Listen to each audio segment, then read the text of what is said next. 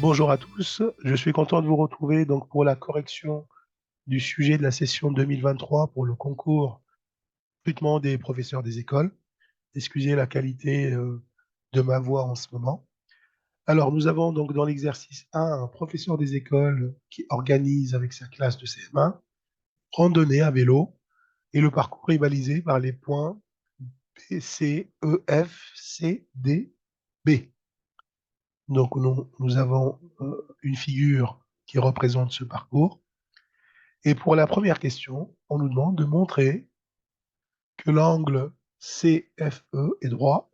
Autrement dit, montrer que le triangle CFE est rectangle en F.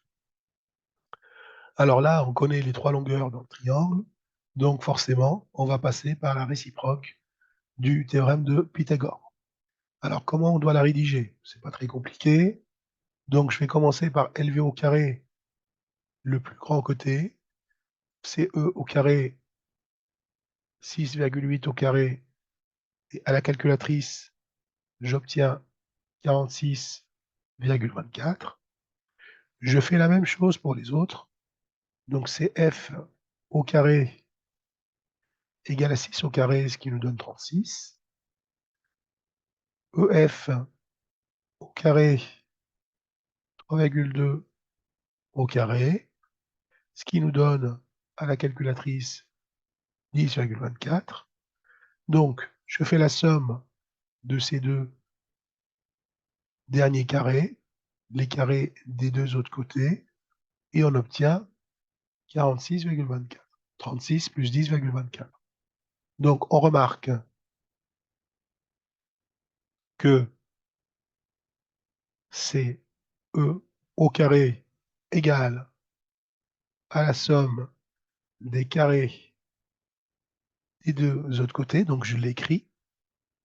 Et donc, ça me permet de dire, donc, d'après la réciproque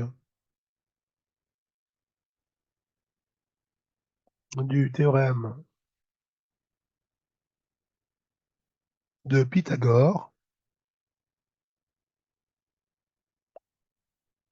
le triangle CFE est rectangle en F. Donc, CFE, l'angle CFE est égal à 90 degrés. Ça veut dire qu'il est droit. C'est ce qu'on nous demande de dire. Il ne faut pas oublier de le dire. Alors, on peut également dire que la réciproque du théorème de Pythagore est vérifiée. Ça marche aussi. Donc voilà, on a démontré donc que le triangle CFE est un triangle rectangle en F. Alors pour la deuxième question, on me demande de déterminer la longueur totale du parcours. Là, il n'y a rien de compliqué. Donc, il faudra que je calcule cette distance avant. Et donc, cette distance, je vais l'appeler la distance BD d'abord, X si vous voulez, pour pouvoir calculer la longueur totale du parcours. Alors, pareil, donc, ici, je suis dans un triangle rectangle. Je connais la longueur de l'hypoténuse et je cherche la longueur d'un des deux côtés, qui est X, BD. Bon, je ne suis pas obligé d'appeler X, on va l'appeler BD tout court. Alors, du coup, je vais tout simplement le dire pour appliquer le théorème de Pythagore. Il faut toujours vérifier les hypothèses avant l'application du théorème en question. Donc, qu'est-ce qu'on va dire? D, B, C est un triangle rectangle en B. Voilà ce qui me permet d'appliquer le théorème de Pythagore. Donc d'après le théorème de Pythagore,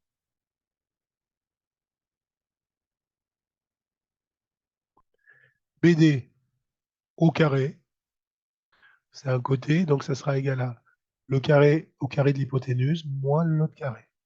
C'est égal à DC au carré moins BC au carré. Ceux qui passent par l'égalité au départ, ils arrangent l'écriture après, ça marche aussi, il n'y a pas de souci. Donc, DC au carré, c'est-à-dire 8,5 au carré, moins 7,5 au carré. Et ça va nous donner 16. Donc, dB égale racine carrée de 16. 16 est un carré parfait, ce qui va nous donner 4 mètres. Donc, ici, la longueur dB, c'est 4 mètres. Alors, n'oubliez pas la question c'était de calculer la longueur du parcours, le périmètre de cette figure. Donc, je vais y répondre ici. Donc, la longueur du parcours est égale. Alors, je vais additionner tout ça. Donc, 4 plus 7,5 plus 8,5, ça c'est le périmètre du premier triangle, plus 6 plus 3,2 plus 6,8 pour le deuxième triangle. Et si on fait ça correctement, à la calculatrice, si vous voulez, aller plus vite, c'est 36 km. Nous voici à la question 3. Donc, sachant que la vitesse moyenne du groupe est de 14 km/h. Donc, on a une vitesse moyenne. La classe fera-t-elle le parcours en moins de 2h45 minutes? Justifiez votre réponse.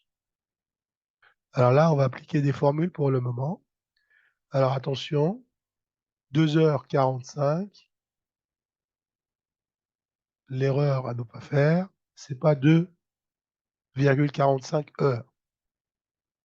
D'accord? Parce qu'on est en base 60 pour les durées. Donc 2h45, si vous voulez 2 heures plus 3 quarts, ce qui va nous donner 2,75 heures. Ou bien vous passez en minutes comme vous voulez. Alors, ce que je vais calculer, donc je vais calculer tout simplement la durée du trajet.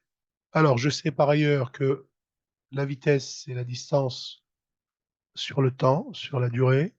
Et donc, nous, on cherche la durée. Donc, T, pour dire la durée, c'est tout simplement la distance sur la vitesse. Donc, je vais calculer la durée de ce parcours et voir si le groupe à cette vitesse-là donc fera le parcours en moins de 2h45 minutes, c'est-à-dire 2,75 heures. Je remplace la distance par 36 km. La vitesse, elle est bien en km/h, donc tout va bien. Et donc, si je fais cette division, ça va me donner environ 2,6 heures. Et 2,6 heures, on est d'accord que c'est plus grand que, pardon, c'est plus petit que 2,75 heures. Et donc, le groupe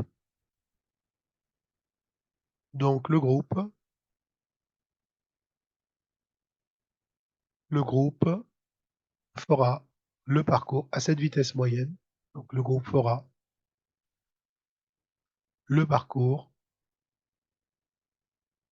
en moins de 2h45 minutes à cette vitesse moyenne. D'accord? On est en train de calculer des durées, en fait, en tenant compte d'une vitesse moyenne. Donc voilà, on a justifié notre réponse et on a fini la correction de l'exercice 1. Je vous dis à très vite donc, pour la correction de l'exercice 2 et évidemment les autres exercices. Merci pour votre attention et je vous dis à très vite. Au revoir.